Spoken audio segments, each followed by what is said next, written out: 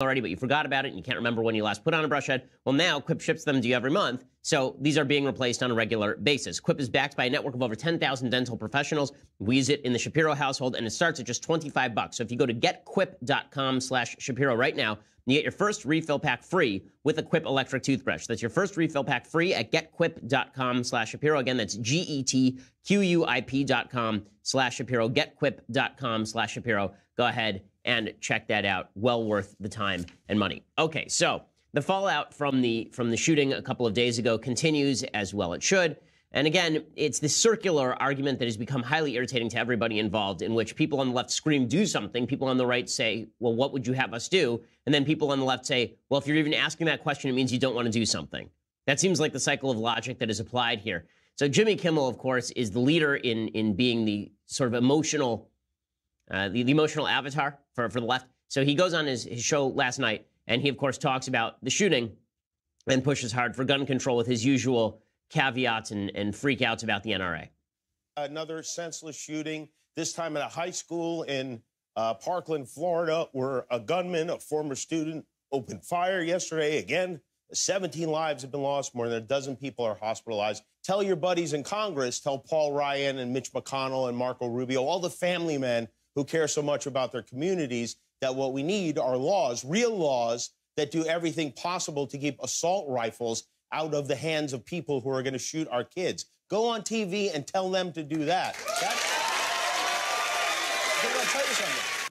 Okay, go tell people what to do and what we need laws and what are these laws going to be. And you don't, the Congress works for us. They don't work for the NRA. This is one of the things that he was pushing, the idea that the NRA was responsible. We'll get to that in a minute. Again, all of this is just designed to make you believe that Jimmy Kimmel has a plan. Jimmy Kimmel doesn't have a plan. People on the left don't have a plan. And if they do have a plan, it really is to confiscate guns. Now, the minute that you say that about people on the left, they get very upset. No, we just want reasonable gun legislation. But then they can never name what the reasonable gun legislation is, because if they were to ban assault rifles, the reality is the vast majority of killings that are done with guns in the United States are not with assault rifles. Assault rifles are responsible for less murders in the United States than hands or knives. When people on the left say, well, what if we would just do better background checks? We have full background checks in the state of California, and that has not stopped the Isla Vista shooting. It did not stop the San Bernardino shooting. Again, the problem with these targeted gun laws is that what people on the left really want, if they were honest about it, they would say this. Piers Morgan, when I was on with him in 2013, he refused to say it, but then he finally came out and he was honest about it. What they really want is a UK-style government seizure of vast amounts of guns. That is not going to happen in the United States. They tried it in Australia. They tried a gun buyback program. Only 1/3 of all the guns were turned in Australia. They still have a murder rate in Australia with guns. They still have gun buybacks. It is illegal to own a gun in Australia. And yet people still own guns. 2/3 of the people who owned it before still own it. In the United States, if you were to grandfather in all of the guns that still are there are 300 million guns in the United States. So that would not actually solve the problem you're talking about, because a lot of the guns that are in hands of people who are going to commit school shootings in the future are already in those hands.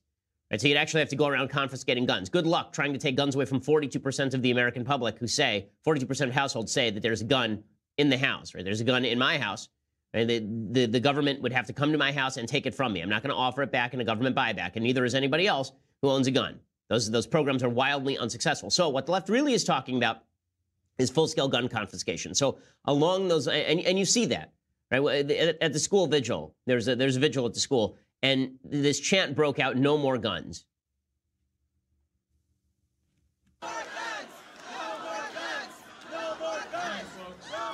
Now, I don't know what that's supposed to mean, no more guns. Are you going to take away the ones that people already have? You're going to take away from law-abiding citizens?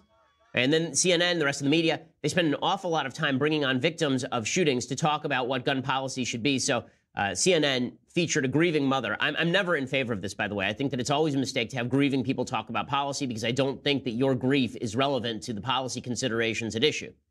You do not have added legitimacy. It's a form of emotional identity politics. You do not have added legitimacy on a topic because as a blank, right? This is what Steven Pinker suggests as identity politics, as a white man, as a black woman, as a grieving mother. Right?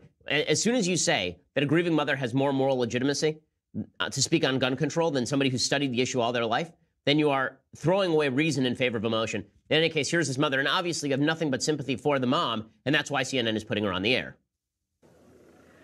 President Trump, you say, what can you do? You can stop the guns from getting into these children's hands. Put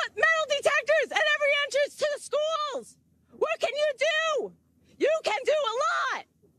This is not fair to our families, that our children go to school and have to get killed.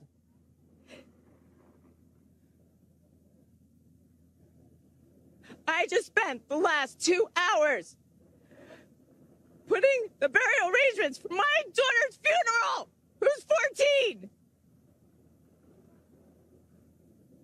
President Trump, please do something. Yeah, obviously, it's horrifying to watch. I mean, it's just terrible to watch this grieving mother. But when she's screaming at Trump to do something, the question is what Trump is supposed to do. The president of the United States doesn't have unilateral authority to seize guns in the United States. The president of the United States does not have unilateral authority to put even metal detectors, which is, by the way, a proposal I agree with on school grounds. I think that security should be upped at all schools. As I said yesterday, having armed guards at every school is not I fail to understand why this is even remotely controversial. But the reason that the bigger question is not about the mom. I understand where the mom is coming from. Everyone with a heart understands where the mom is coming from. The question is, why is CNN spending airtime on this? And the reason that CNN is spending airtime on this is because CNN wants to manipulate viewers into responding emotionally to an issue that actually requires thought and reason, as opposed to an issue that requires emotional response. You notice that CNN never does this, by the way, with victims of terror attacks. CNN will never go to victims of terror attacks after there is an Islamic terror attack, for example. And they won't have the victim of the terror attack's family go on TV and say, we need a travel ban. And CNN will never do that because that doesn't agree with CNN's agenda. The point here is that it's exploitative for the media to put grieving people on television simply in order to make a certain political point. It's something I object to generally. It's something I object to on a specific level. And I think that it's something that really needs to stop. And again, they were doing this with students as well. CNN put a student on TV to talk about why this is somehow on Rick Scott. Rather, it's MSNBC doing this. Well, you know, again, it's a slew of emotion. It's anger, it's fear, it's confusion, it's grief. And I've just been trying to channel those all together into some sort of mad inspiration. I'm trying to get the message out that it is important to grieve, but it's also important to make sure the bad guys feel this in the polls and to make sure everybody knows that their votes count on this. It's my astute belief that the blood of those 17 people is on Rick Scott's hands.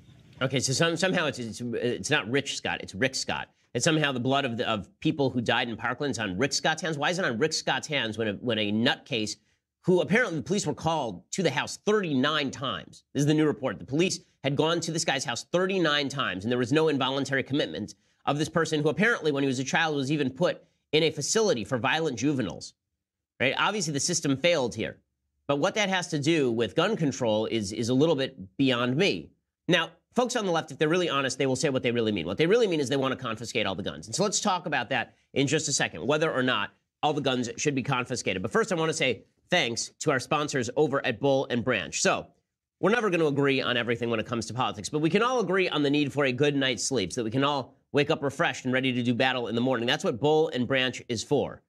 Okay, you don't need a new expensive mattress or sleeping pills to get a great night's sleep. What you do need is Bull and Branch sheets. Bull and Branch sheets are just fantastic. They are the top-notch sheets, okay? You are paying wholesale prices for luxury sheets. Luxury sheets can cost up to $1,000 in the store. Bull and Branch sheets are only a couple $100. They're made from pure 100% organic cotton, which means every time you wash them, they actually get soft. They actually get softer. We actually discarded a lot of our sheets after we got our first set of Bull and Branch sheets and then bought a few more sets because they are just that comfortable. I have a tough time sleeping in sheets that are not Bull and Branch at this point. Right now, go to bullandbranch.com and use promo code Ben. You get $50 off your first set of sheets at bullandbranch.com. Promo code Ben. The shipping is free, and you can try them for 30 nights. If you don't love them, you can send them back for a refund. But nobody that I know has actually sent them back because they are that good. $50 off your first set of sheets at bullandbranch.com. That's bullandbranch.com, promo code Ben, BOLL, and branch.com, promo code Ben. Again, $50 off your first set of sheets, and the promo code Ben also lets them know that we sent you as well. Okay, so there are some folks today who are being a little bit more honest about what it would take to really get to the gun-free utopia they want. And that, of course, is repeal of the Second Amendment. So Barry Weiss, a reporter, a staff writer over at the New York Times, who was ripped earlier this week. We talked about her. She was ripped earlier this week for being supposedly too conservative, for saying that immigrants get the job done after she tweeted that about the daughter of immigrants rather than immigrants themselves, and she was ripped up and down by members of the New York Times staff. Well, she tweeted out repeal the Second Amendment, and then she tweeted out a column that was written by Bret Stephens a year ago in October of 2017, a few months ago in October 2017, after the Las Vegas shooting, I believe.